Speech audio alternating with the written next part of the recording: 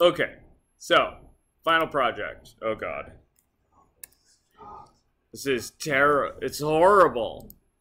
Okay, so this is going to be on Canvas, but I want to give you guys your final project now with some explanation. So what I would like you to do is write a piece of code that does something, preferably something cool or fun, that's not in processing. So Manya already has a bunch of hers written on a TI calculator to do differential equations stuff, which is badass. Story was designing some kind of Arduino thing that sounded like Big Brother meets... Yeah, never mind. I found out that in your private domain, there is no expectation of privacy for other people. So yeah, so Story is now becoming an amateur expert on the ins and outs of recording of surveillance. his own house. One of the online students is doing essentially a weather monitoring thing for inside a little greenhouse. Oh, nice. So it controls the automatic watering essentially, and has an exhaust fan for monitoring humidity. Is it going to be done in the 3 weeks he's got? I don't know. Is it going to be at least partially working? Yeah, that's what I'm looking for. So I'm allowing these to be works in progress because I'm giving this to you kind of late. So if you've got something that's partway working, I'm okay with that. I just want to see that you develop something. Cool? The only rule is that it can't be in processing. Cool? And then on here, there's some criteria for, like, you know, how I'm going to allocate points. I want these by the day of the final, which is Thursday, April 26th. And you can give those to me anytime on Thursday, April 26th.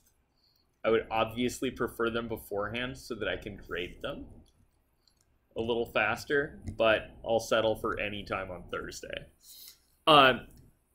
There is a second option, again, because I'm giving this to you late, which is if you choose, you may instead give a 15-minute presentation to the class on a topic related to the course. 15 minutes. So for reference, the little talk that Christian gave in here on R was 17. Right? So it's not as, like, it feels like a long talk because in speech class, speeches are what, like 4 or 5 minutes? Could we do a similar, like how he did with R, with another programming language? Sure, that's exactly what I'm looking for. So one thing you could do is you could give us a little rundown for another language, whether it's, like, if somebody wants to go pick up Scratch, which is this, like, MIT, like, really dorky little movements of, like, animated characters programming language.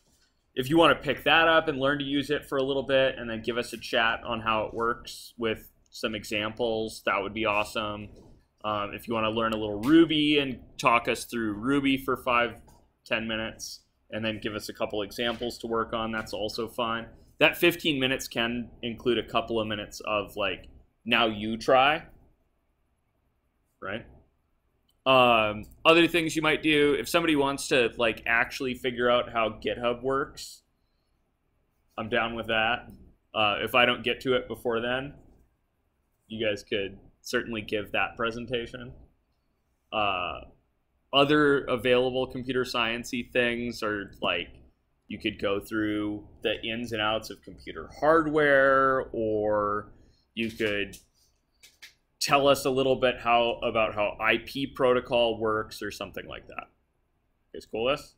So I'm giving you a couple options. So if you don't have a piece of code or an idea that you think you can get working, pick a presentation. The only thing about the presentations is I don't want duplicates. So if you're going to give a presentation, let me know what it is as soon as you decide so that I can flag that topic off for everybody else. Does that make sense? Cool. Okay. You have till, oh, also, presentations have to either be given in class, which means they're due the week before finals week, right? Or you have to let me record it during finals week. Cool?